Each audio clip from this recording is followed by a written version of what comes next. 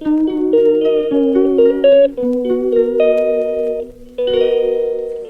Friends, welcome back to my channel Suparna family life চ্যানেলে তোমাদেরকে জানাই অনেক অনেক স্বাগত।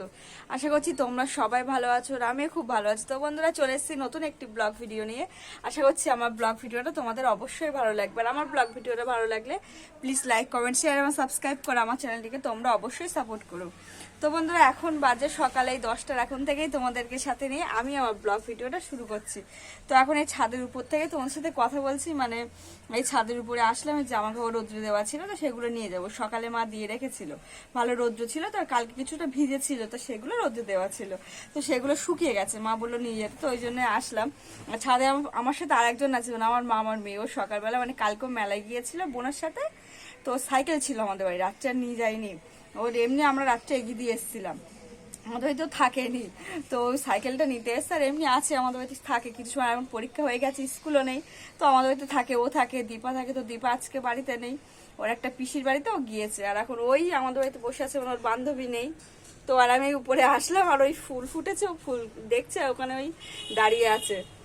আর তারপরে জামা কাপড়গুলো তুলে তারপরে নিচে যাবো।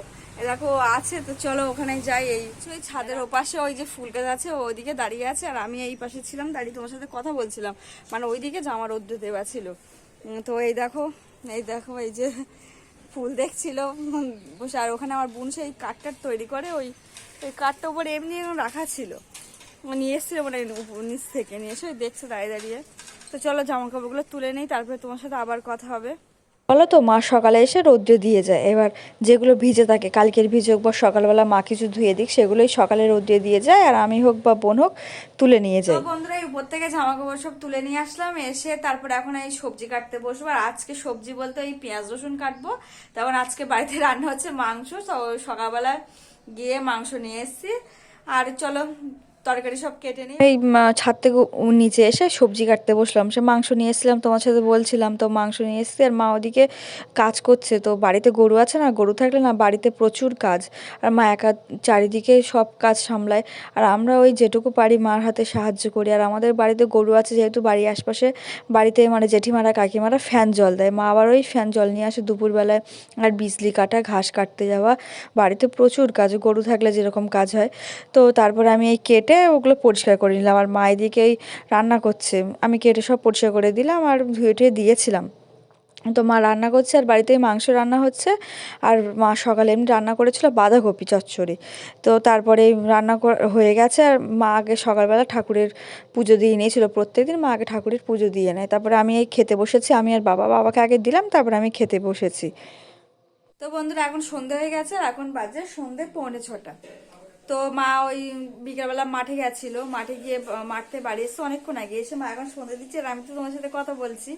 আর বোন এই এখানেই আছে। তো আজকে সন্ধেবেলা আজকে রান্না করবো, মানে মাংসের দোকান থেকে তো মাংস নিয়ে এসেছিলাম, আর বিকেলবেলা গিয়ে আমি না আবার মাংস নিয়ে এসেছি, সলিড মাংস। পকোড়া করবো, তাই প্রায় 500 মতো মাংস নিয়ে এসেছি, সলিড মাংস পকোড়া করবো। তো চিকেন পকোড়া, বাড়িতে এমনি না কোনোদিন চিকেন পকোড়া করিনি, আজকে প্রথমেই করছি চিকেন পকোড়া। আর চিকেন পকোড়া খেতে না খুব ভালো লাগে, বেশ ভালো লাগে। তো ভাবছি আজকে ট্রাই করে দেখি কতটা ভালো হয়, কেমন হয়। তো আমি এই ইউটিউবে দেখেছি রান্না, মানে পকোড়া কিভাবে তৈরি করতে হয়, তো সেটা দেখেছি, দেখে ওইভাবে আজকে করব। তো কি কি লাগবে সবকিছু নিয়ে এসেছি কিনে দোকান থেকে, মানে সকালে নিয়ে এসেছিলাম যখন মাংসের দোকানে গিয়েছিলাম, তখন কিছুটা কিনে নিয়ে এসেছিলাম, আর বাবা নিয়ে এসছে, আর আমি। আর ডিম বাড়িতে আছে, তো দেখলাম যে ডিম দিতে হয়, তো সেই হিসাবেই, মানে যে হিসাবে দেখেছি সেই হিসাবেই করবো পকোড়া। তো চলো বন্ধুরা, দেখো যে কিভাবে কেমন হয়, তোমরা দেখো। তো চলো ট্রাই করে দেখি, মা আসলে মা আর আমি যাবো, দুজনে মিলেই করবো রান্নাঘরে। তো চলো বন্ধুরা, দেখতে থাকো, সঙ্গে থাকো। বন্ধুরা, আজকে সন্ধেবেলা, শীতের সন্ধ্যায় আজকে হচ্ছে টিফিন হচ্ছে চিকেন পকোড়া।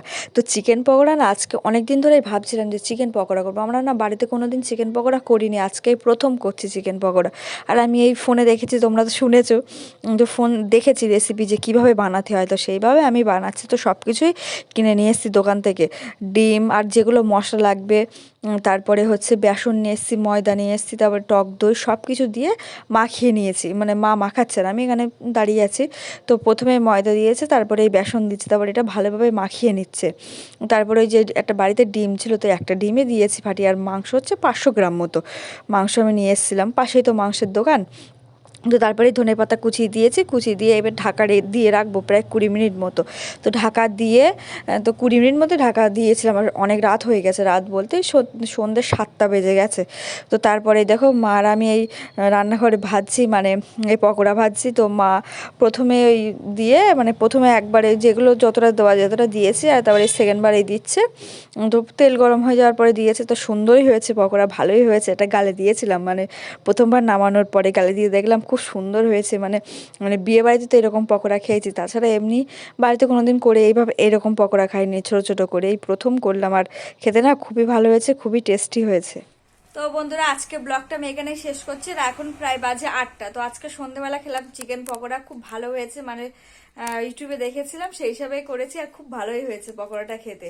তো দেখা হচ্ছে নতুন একটি ব্লগ ভিডিও। ততক্ষণে তোমরা ভালো থাকো, হ্যাপি থাকো এবং দেখতে থাকো আমার ব্লগ ভিডিওটা। তো আমার ব্লগ ভিডিওটা ভালো লাগলে তোমরা প্লিজ লাইক করো, কমেন্ট করো, শেয়ার করো এবং সাবস্ক্রাইব করো। আমার চ্যানেলটিকে তোমরা অবশ্যই সাপোর্ট করো। তো দেখা হচ্ছে নতুন একটি ব্লগ ভিডিও। ততক্ষণে তোমরা ভালো থাকো। তো আজকের মতো এখানেই টাটা, দেখা হবে নতুন একটি ব্লগ ভিডিওতে।